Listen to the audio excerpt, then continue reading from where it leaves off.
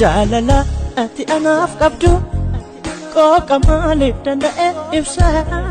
maal jedhee garaa si bohaarsa utuun si miidhu naaf obsite gaafa miina koos nagarsite muda koo baay'ee haasite ofitti baashanatti sina hambifattes anan jaallanne hir'ina koos teesse munanne singalateeffadha maqaa kee faarfadha singalateeffadha maqaa kee faarfadha Gooftaa ulfina kee dubbadha.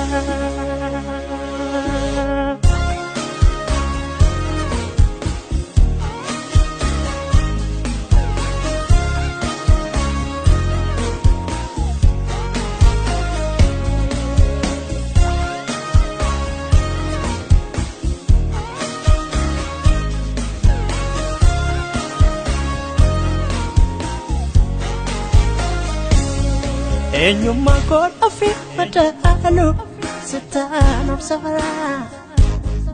akala kesa kafati aboy argadera utuwan iflafti numami kanke mekodate duni farfidwa chabera gofta sinna jalate dukana korrati Ifa gudda bahe galateeffami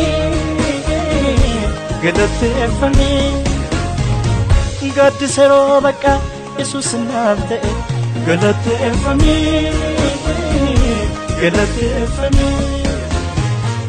mogolee heedarraa'e si jabeessee dhaaba galateeffami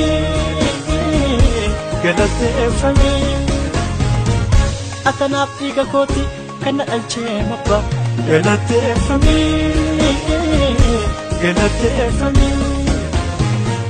dukkana koorratti ifa guddaa bahe galateeffami gaddi seroo bakka Yesuus naaf ta'e galateeffami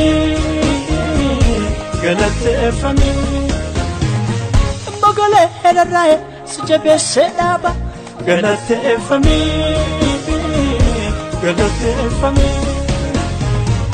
atanaaf dhiiga kooti kana dhalchee mabba galateeffami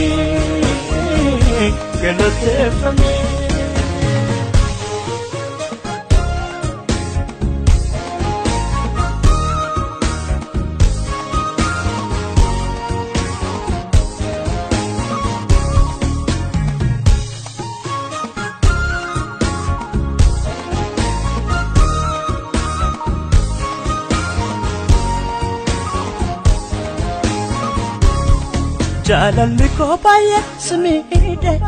nama kan si godhe teessoo keerrallee boqochiise si teessisu dide qoodan adabamu hormoota dabaarsite laata akka ija kenna eeggata Gooftaa anaaf dubbata afura koo fayyeen singalateeffadha galateeffami mallattoon dhiiga kee narratti jaabaadha galateeffami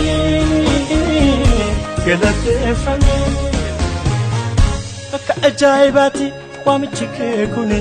galateeffami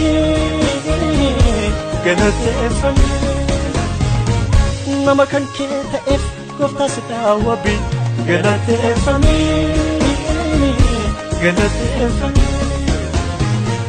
hafuura koo fayyeen singalateeffadha galateeffami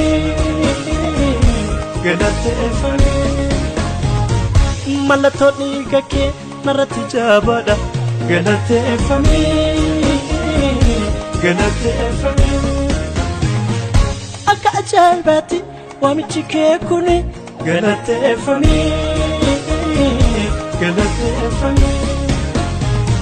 nama kan kee ta'e Gooftaa si daawwabiin galateeffami